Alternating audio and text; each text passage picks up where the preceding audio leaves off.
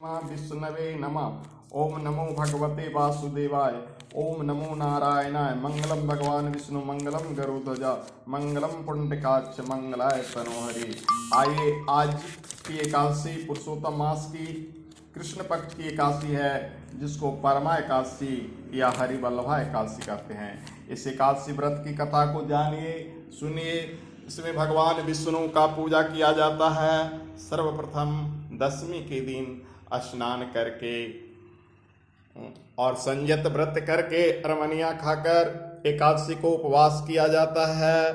और एकादशी के तड़के सुबह 4 बजे उठकर भगवान विष्णु नारायण की पूजा करें। नित्य क्रिया करके स्नान के पश्चात ठाकुर जी का स्नान जल अक्षत पुष्प धूप दीप अक्षत वर्जित है। एकादशी के दिन उसकी जगह पर तिल चढ़ाएं और विधिवत पूजा करके षोडशोपचार अथवा पंचोपचार पूजा करके नारायण के समीप बैठकर ओम नमो भगवते वासुदेवाय, ओम नमो नारायणाय या हरि ओम विष्णवे नमः या विष्णु गायत्री ओम नारायणाय विद्महे वासुदेवाय धीमहि तन्नो विष्णु प्रचोदयात् कह के पुरुषोत्तम मास की कृष्ण पक्षी एकादशी को परमा एकादशी या हरिवल्लभा एकादशी कहते हैं। इसकी कथा करें। इस दिन भक्ति पूर्वक नरोत्तम भगवान विष्णु की पूजा करने से दुर्लभ सिद्धियों की प्राप्ति होता है। आइए भगवान विष्णु नारायण का ध्यान करें। शांताकारं भुजंग शयनं पद्मनाभं सुरेशं विश्वाधारं गगन सदृशं मेघवर्णं शुभांगं लक्ष्मीकांतं कमलनयनं योगी विद्यानगम्यं वंदे विष्णु भवरं सर्वलोकनाथं। बोलिए विष्णु भगवान की जय। अब कथा श्रवण कीजिए। धर्मराज युधिष्ठिर बोले, हे वासुदेव, अब कृपा करके मलमास के कृष्ण पक्ष की एकादशी का नाम, उसके व्रत की विधि तथा महात्म को विस्तार पूर्वक बतलाइए। श्री कृष्ण बोले, हे राजन, इस एकादशी का नाम परमा है। इस व्रत के प्रभाव से समस्त पाप नष्ट होकर लोक में सुख और अंत में मुक्ति मिलती है तथा शुक्ल पक्ष की एकादशी के समान ही इसकी विधि है। नरोत्तम भगवान का भक्ति पूर्वक पूजन इस एकादशी में करना चाहिए। इसके बारे में एक मनोहर कथा जो काम्पल नाम नगर में हुई, मैं तुमसे कहता हूँ। प्राचीन काल में काम्पल नामक रमणीय नगर में सुमेधा नाम का एक अत्यंत धर्मात्मा ब्राह्मण रहता था। इसकी स्त्री भी अत्यंत पतिव्रता थी, परंतु दुर्भाग्यवश वे अत्यंत दरिद्र थे। अनेक मनुष्यों से भिक्षा मांगने पर भी उनको भिक्षा नहीं मिलती थी। इसी कारण भली प्रकार भोजन वस्त्र और रहने का स्थान तक नहीं था। रूप एवं यौवन से संपन्न उनकी स्त्री अपने पति सहित अत्यंत कठिनता से जीवन निर्वाह किया करती थी। कई दिनों तक भी उपवास करना पड़ता था, परंतु उनकी पतिव्रता स्त्री स्वयं भूखी रहकर भी अतिथि सत्कार अवश्य करती थी और अपने मुख पर कभी मलिनता तक न आने देती थी। साथ ही अपने पति से कभी किसी वस्तु की याचना तक न करती। भूख और गरीबी के कारण उसका शरीर दिन प्रतिदिन दुर्बल होता जा रहा था। अपनी स्त्री के दुर्बल शरीर एवं घर में अन्न का अभाव देकर सुमेधा ब्राह्मण एक दिन अपनी स्त्री से कहने लगा, हे प्रिय, यदि मैं किसी से श्रेष्ठ मनुष्य धन मांगता हूँ तो मुझको कोई कुछ देता नहीं। मैं क्या करूँ, कहाँ जाऊँ? बिना धन के घर के कार्य सिद्ध नहीं होते, अतः मुझको विदेश जाने की आज्ञा दो, जिससे मैं कुछ धन प्राप्त कर सकूं। मुझे कुछ प्रयत्न तो करना चाहिए, क्योंकि बिना उद्यम के कार्य की सिद्धि नहीं होती।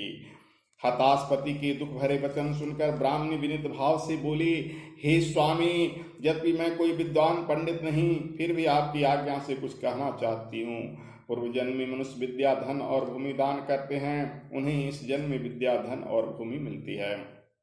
यदि कोई पूर्व जन्म में दान नहीं करता तो भगवान उसे केवल अन्न ही देते हैं। मैं आपको वियोग नहीं सह सकता। पति रहित स्त्री की संसार में माता पिता भ्राता ससुर तथा संबंधी आदि सभी निंदा करते हैं, इसलिए आपको यहीं पर रहना चाहिए। अपनी स्त्री के ऐसे वचन सुनकर वह ब्राह्मण परदेश नहीं गया और काम्पल नगरी में ही दिन काटने लगा। कुछ समय पश्चात कौंडिन्य मुनि काम्पल नगरी में पधारे। उनको आते देखकर सुमेधा और उसकी पत्नी ने ऋषि कौंडिन्य को प्रणाम किया और कहा, हम आज धन्य हैं। आज हमारा जीवन आपके दर्शन मात्र से ही सफल हुआ तथा उनको अपने घर लाकर आसन तथा भोजन दिया। भोजन के पश्चात उस पतिव्रता स्त्री ने मुनि से पूछा, हे मुनि, आप मुझे पतिव्रता का नाश करने का उपाय बतलाइए। अपने पति को प्रदीप में नहीं समान जाने को देता है। मेरे भाग में आप आ गए हैं, मुझे पूर्ण विश्वास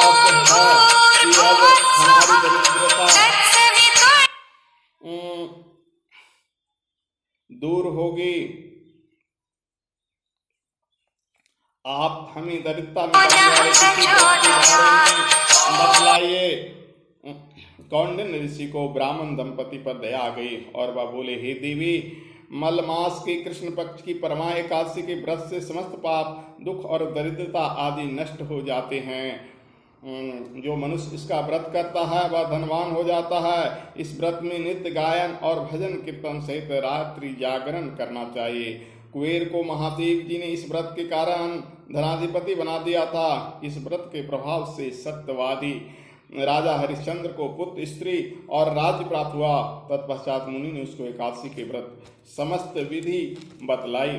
मुनि ने व्रत के विधान बतलाने के बाद कहा, हे ब्राह्मणी, पंचरात्रि व्रत इससे भी अधिक उत्तम है। परमा एकादशी के दिन प्रातःकाल नित्य कर्म से निवृत्त होकर विधि पूर्वक पंचरात्रि व्रत आरंभ किया जाता है। जो मनुष्य 5 दिन तक निर्जल व्रत करते हैं वे अपने माता पिता और स्त्री सहित स्वर्गलोक को जाते हैं। जो 5 दिन तक संध्या को केवल एक समय भोजन करते हैं वे स्वर्ग को जाते हैं।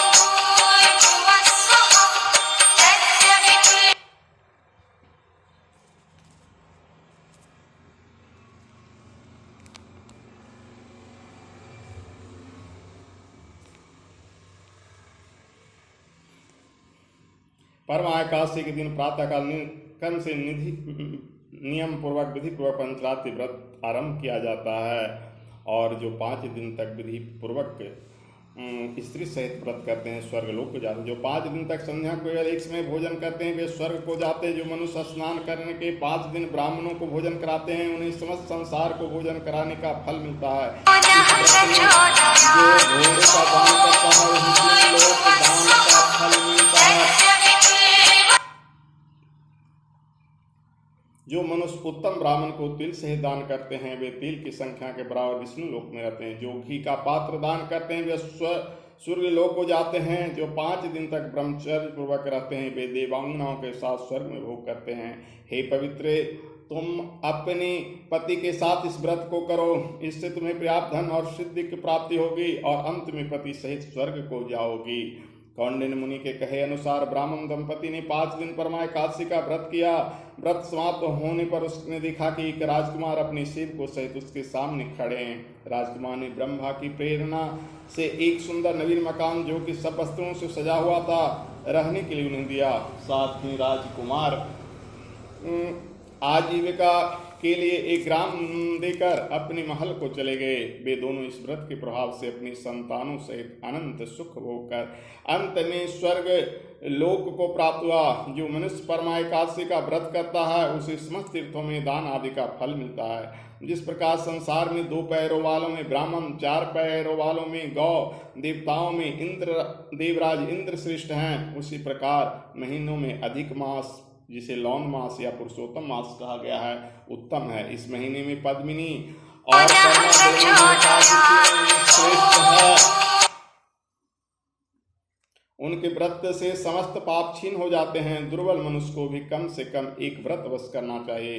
जो मनुष्य अधिक मास स्नान तथा एकादशी को व्रत नहीं करते उन्हें आत्मघात का पाप लगता है। यह मनुष्य योनि बड़े पुण्यों से मिलता है। इसलिए मनुष्य को सभी एकादशियों के व्रत अवश्य करने चाहिए। इस संवाद का उपसंहार करते हुए भगवान श्री कृष्ण ने कहा, हे धर्मराज युधिष्ठिर, जो आपने मुझसे पूछा था सो मैंने आपको बतला दिया। अब आप इसका व्रत भक्ति पूर्वक कीजिए। जो मनुष्य अधिक मास, लौंग की एकादशी तथा शिवरात्रि का व्रत करते हैं वे स्वर्ग में इंद्र के समान भोगों को भोगते हुए तीनों लोकों में बंधित होकर विष्णु लोक को प्राप्त हो जाते हैं। सशंख चक्रम सकृत कुंडलम सपीत वस्त्रम सरसीर्वेचनम सहार वक्षस्थल कौस्तुभ श्रियम नमामि विष्णु शीर्षां चतुर्भुजम। बोल विष्णु भगवान की जय। श्री कृष्ण गोविंद हरे मुरारी, हे नाथ नारायण वासुदेव गोविंद। जय जय गोपाल जय जय राधा रमन हरि गोविंद। जय जय हरे राम राम राम हरे हरे, हरे कृष्ण कृष्ण कृष्ण हरे हरे। श्री राम जय जय राम। हरि ओम। विष्णवे नमः विष्णवे नमः विष्णवे नमः नमो भगवते वासुदेवाय। ओम नमो नारायणाय। हरि ओम तत्सत्।